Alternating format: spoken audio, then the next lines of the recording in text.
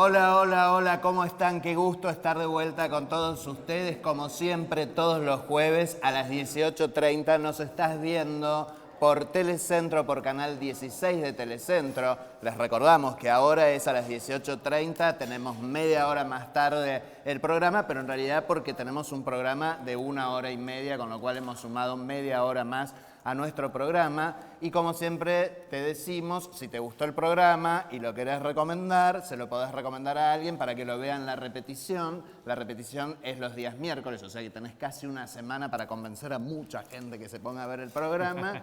Y es a las 18:30 también por Canal 16 de Telecentro, pero además los miércoles se suma el Canal 2 de Cablevisión. ¿Y por dónde más, Alex, nos pueden ver? Por las redes sociales, por Twitter, por ejemplo, siguiéndonos en Twitter, @AlexFreire, como dice aquí abajo en el videograph, @JoséDivelo, como dice aquí abajo también, o en el Twitter del Senado, que podríamos pedirle al señor director que lo agregue también en nuestro programa Artículo 16, que es @SenadoTVArc.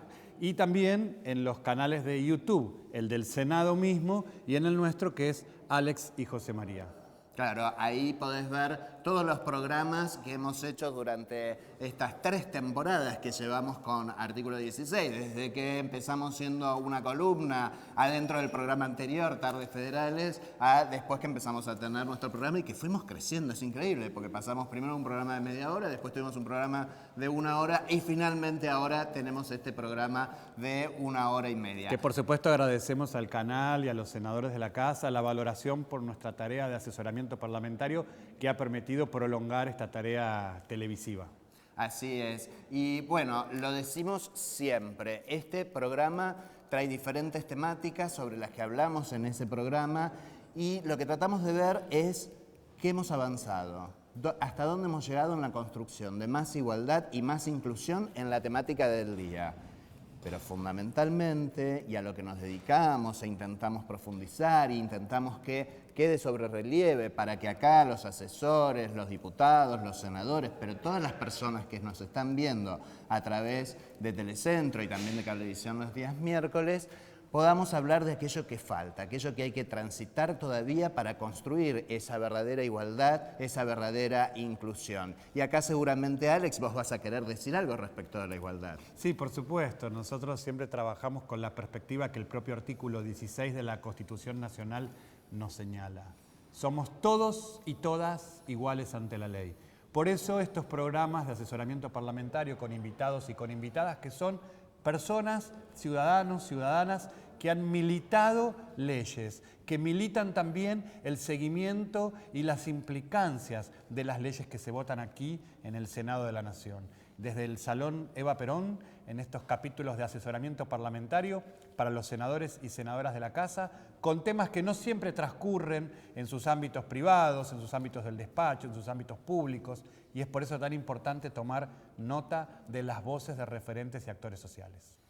Bueno, y me gustaría hoy, antes de que entremos directamente en las columnas, que ahora, al tener más tiempo, nos estamos sumando y sumamos traer algunos proyectos y algunas cuestiones que se están debatiendo en el Congreso de la Nación o en las legislaturas provinciales, y ahora hacemos doblete, digamos, hago una yo y hace otra Alex, pero antes de entrar Doblete de saco hicimos, hoy que hicimos no son iguales, no, se no ven son parecidos, iguales, se ven muy parecidos, pero no son iguales. Bueno, pero yo quisiera que comentemos, estamos muy cercanos y le voy a pedir al señor director que vuelva a mostrar este pin que lo hemos mostrado hace unas semanas, hace unos programas atrás. Estamos muy cerca de el sábado, estamos a 2 días, que es donde se va a realizar la marcha del orgullo LGBT, como se hace todos los años. Este año en particular, la marcha tiene como consigna principal el pedido porque finalmente se sancione el proyecto que tenemos de ley antidiscriminatoria, que fundamentalmente lo que hace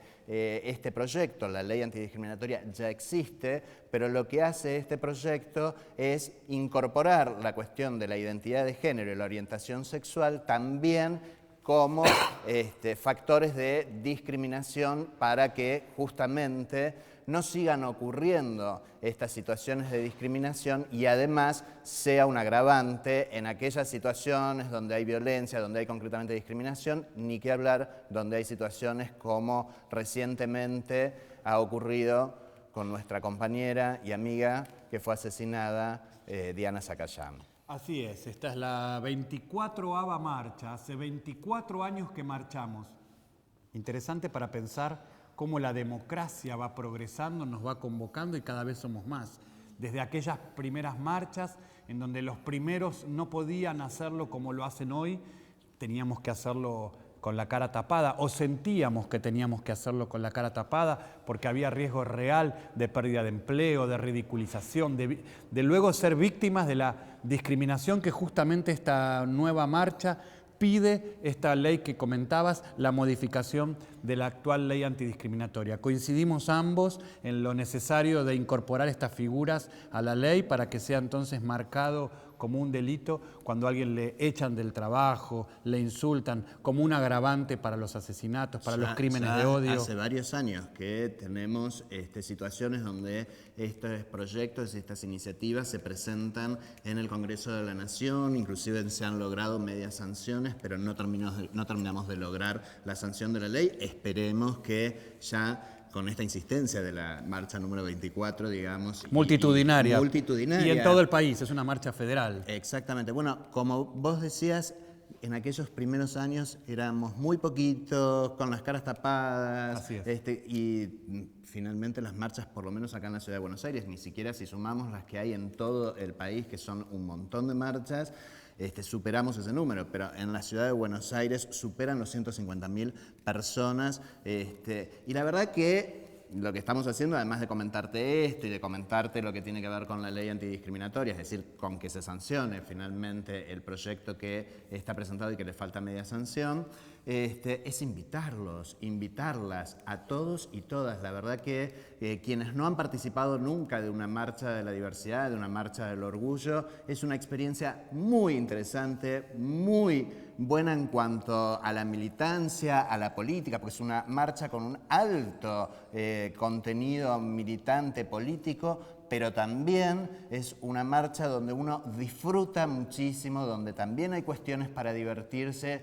y donde hay mucha celebración, porque por eso comenzó siendo la marcha del orgullo, digamos, ¿no? Celebrar el orgullo de ser quien somos. Entonces, la verdad que es muy interesante disfrutar de esto. Vienen muchísimas familias, vienen familias con niños, con niñas, familias de la diversidad y de la diversidad en general, digamos, ¿no? Quiero decir nuestras familias. Nuestras familias, todas las familias, familias heterosexuales, familias homosexuales, familias de dos mamás, de dos papás y con hijos, y todas las diversidades que se les ocurran. Y de nuevo, y para remarcar esto que vos planteás, ¿cuánto nos cuesta, cuánto le cuesta al Parlamento, evidentemente, incorporar la gravedad de este reclamo que pide la modificación de la ley antidiscriminatoria?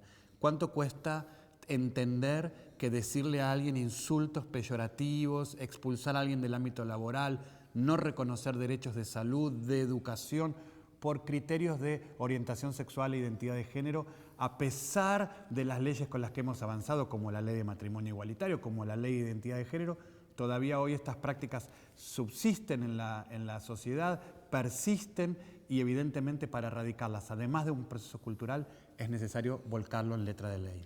Señor director, Alex va a hacer el comentario sobre las otras consignas que tiene la marcha. Yo voy a salir un minuto de plano, por favor no me enfoque, necesito salir un segundo, pero queda Alex hablando de las demás consignas. Bueno, tras este anuncio de José María de que va a salir del plano y todo esto, les voy a leer las otras consignas que la Marcha del Orgullo también tiene en nuestro país diseñadas para el reclamo.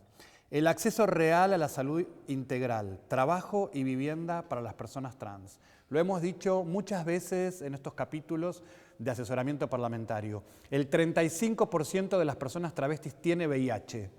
Esto es consecuencia de justamente lo tarde, lo inoportuno que el Estado ha actuado o lo dañino, lo dañoso que ha sido el Estado con esta población. Acceso real a la salud integral, trabajo y vivienda para las personas trans. También esta marcha se suma con otras marchas que se han ido dando a lo largo y a lo ancho del país al reclamo Ni Una Menos. Basta de violencia machista y patriarcal y, por supuesto, recalcando y destacando los nombres de compañeras y compañeros que han sido asesinados en contextos de femicidio. Ley por derecho al aborto, producción pública de misoprostol, separación de la Iglesia del Estado, no al racismo, la xenofobia y el sexismo, también por un ámbito deportivo sin discriminación ni violencia. También hay un reclamo, una subconsigna que tiene que ver con la legalización del autocultivo y el consumo de marihuana y no a la violencia institucional. Estas subconsignas fueron acordadas entre el conjunto de organizaciones de la diversidad sexual del país y que justamente con eso han decidido convocarnos a todos y a todas a la 24ª Marcha del Orgullo en Argentina. Así es, como vemos, tiene una amplia convocatoria en esto que hablábamos antes de lo militante de esta marcha, de lo político, de los reclamos. Siempre se ha caracterizado la marcha en Argentina por su fuerte componente de reclamo, de militancia, de solicitud para que cambien las políticas públicas en la Argentina, para que salgan las leyes en su momento y por supuesto que en esta marcha, más allá de que celebramos con orgullo ser quienes somos, sin lugar a dudas en esta marcha también vamos a celebrar todo lo que tiene que ver con las leyes que hemos logrado conseguir en la Argentina, la ley de identidad de género, que sin lugar a dudas era la ley más importante y primaria que tenía que salir, pero que finalmente salió segunda porque era más difícil todavía plantearla en ese momento y entonces fue que se planteó como primera lucha la ley de matrimonio igualitario que logramos hace ya más de 5 años. Recuerden, un 15 de julio del 2010 logramos la ley de matrimonio igualitario y cómo estas leyes, más las políticas públicas que después vinieron asociadas a estas leyes que tenían que ver justamente con implementar y plasmar en la sociedad, en los ámbitos laborales, en el ámbito de la salud, en el ámbito de la educación, digamos, plasmar lo que estas leyes plantean que tiene que ver con justamente esa consecución de la igualdad, de la inclusión y que leyes que nos ponen en un lugar de vanguardia respecto al mundo entero. Nosotros siempre hemos comentado cómo la ley de matrimonio igualitario en la Argentina, que asociada justamente con la ley del migrante, digamos, permitió temprana salida a la ley, sancionada la ley, que personas extranjeras pudieran casarse en la Argentina, algo que no era factible en otros países con las leyes que existían de matrimonio igualitario, como la ley de identidad de género, que es una ley modelo en el mundo entero. No es que no haya otras leyes de identidad de género en el mundo, pero esas leyes de identidad de género que existen en el mundo significa que las personas o tienen que ir a una pericia o a un control médico, a un control psicológico, a pasar por la justicia y hacer alguna instancia judicial. Acá en la Argentina nuestra ley de identidad de género habla directamente de la identidad autopercibida, se corrió de la patologización de lo que se llamaba en ese momento disforia de género y habla de la identidad autopercibida y con esto simplemente una persona se presenta en el registro civil y pide el cambio de sus datos registrales. Algo increíble que supera inclusive a la aún hoy dominante concepción que existe en la Organización Mundial de la Salud. La verdad que tenemos también muchísimo que celebrar, reclamar, militar, seguir militando, seguir profundizando, pero también muchísimas cosas, muchas acciones, muchas políticas públicas y muchas leyes, muchas conquistas que celebrar. Y en el marco de celebrar, yo quiero destacar que en el 2009, en este recinto se aprobó la Ley 26.485, que es la ley para brindar protección integral para prevenir, sancionar y erradicar la violencia contra las mujeres en los ámbitos en que se desarrollan sus relaciones interpersonales. En el contexto de la lucha por la igualdad y contra la violencia hacia las mujeres, y es por esto que los femicidios y la violencia hacia las mujeres también involucra a las mujeres lesbianas, a las mujeres trans, Quiero destacar que esta casa, esta semana, acaba de aprobar una nueva ley que profundiza lo ya conquistado. Y nos ha llegado, artículo 16, un comunicado de prensa del Consejo Nacional de las Mujeres, donde celebran la aprobación en la Cámara de Diputados de la Nación de la ley que dispone la creación de un cuerpo de abogados especializados en asistir jurídicamente y de forma gratuita a las mujeres víctimas de violencia de género de todo el país. Es un proyecto de ley que había sido impulsado por el senador Juan Manuel Abal Medina y que se suma al amplio marco normativo que existe en nuestro país en defensa de derechos de las mujeres.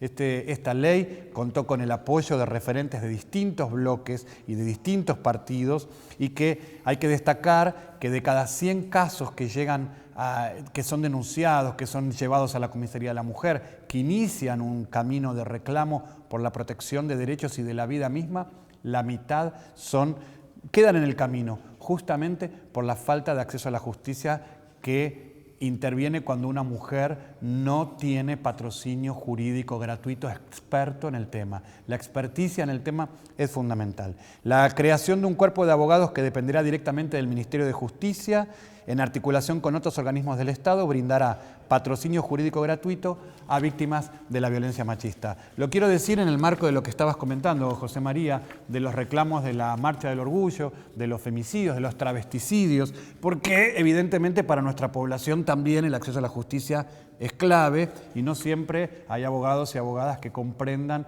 las complejidades de estos temas.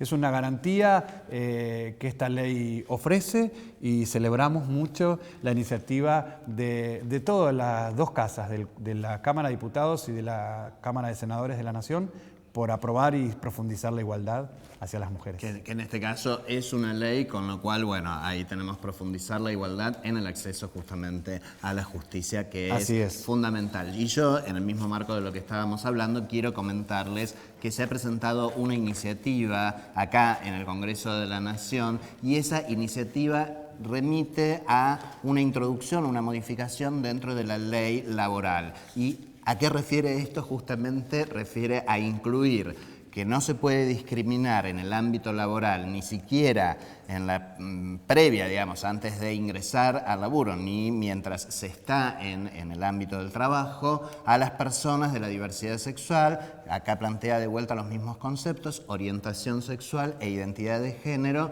y además discapacidad. 3 temas que no estaban incluidos directamente en la ley laboral, así que celebramos que haya una iniciativa presentada acá en el Congreso de la Nación que incluya esto también, o sea, además de la ley antidiscriminatoria, en el ámbito de la ley laboral que se haya incluido esto. Teníamos otra ley para comentar. Sí, por supuesto, porque además de dictar normas, los procesos culturales son en definitiva aquellos que van a lograr erradicar las violencias. Y para construir a los procesos culturales, qué mejor que seguir profundizando otra de las banderas de nuestro país que tiene que ver con la igualdad, que es la educación gratuita.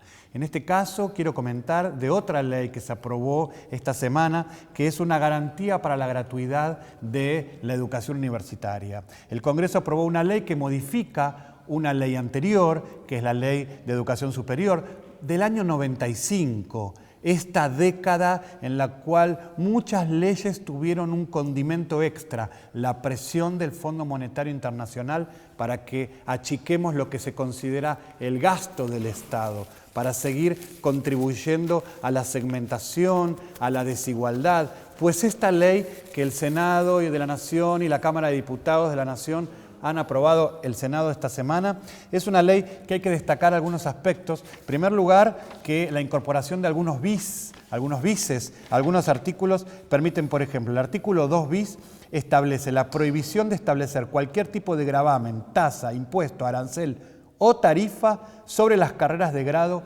en las universidades públicas. Aquí viene a remarcarse una vez más el concepto de la educación gratuita universitaria para todos y para todas. Es un texto que define el ingreso a la educación universitaria como libre e irrestricto. Y los fundamentos del proyecto explican que muchas universidades, a través de exámenes eliminatorios u otros mecanismos de exclusión, utilizan sistemas para que el mercado quede en manos de pocos y que entonces otros no puedan ingresar a la superación que brinda las carreras de grado.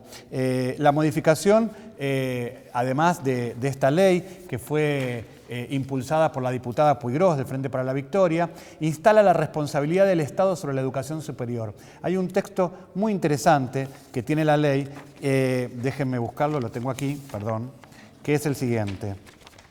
La responsabilidad indelegable y principal del Estado respecto a la educación superior, considerándola un bien público.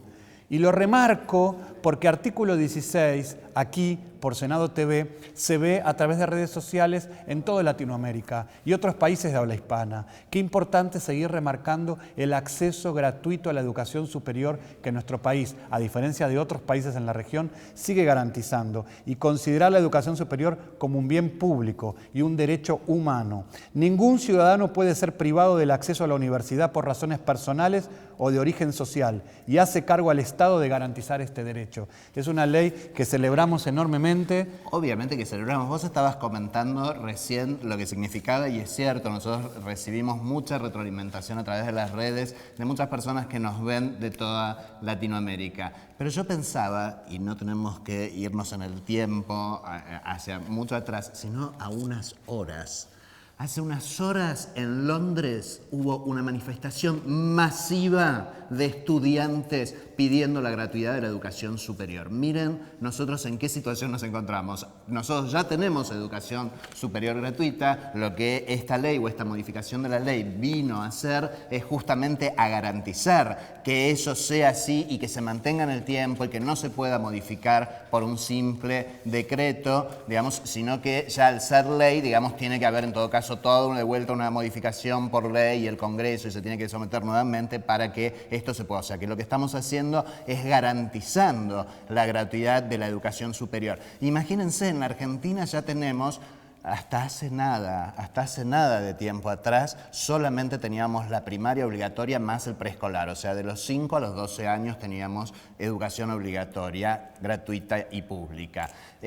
Ahora tenemos educación obligatoria desde los 3 años y con garantizar, o sea, obligatoria tenemos hasta los 18, que es cuando termina la secundaria, pero la gratuidad la estamos garantizando hasta que se terminan los estudios superiores universitarios. La verdad que es increíble, ¿no? Nos estamos comparando en este mismo momento con Inglaterra. Claro que sí, porque estamos en uno de los mejores países del mundo en materias de igualdad. Y por eso vamos a seguir profundizando con estos capítulos de asesoramiento parlamentario. ¿Tenés otra ley para comentar? Pero ya me hicieron señas, el productor me estuvo haciendo señas y me dijo que se nos agotó el tiempo, así que me va a quedar pendiente. Yo quiero solamente tirar un título y agradecer al Ministerio de Salud de la Nación, particularmente a la Dirección Nacional de SIDA, por enviarnos un borrador de un nuevo proyecto de ley para pensar la modificación de la actual Ley Nacional de SIDA 23798 para que la ley de VIH, hepatitis virales e ITS tenga nuestro aporte en nuestra expertise, que lo vamos a hacer. Ya estamos trabajando en un borrador de aportes.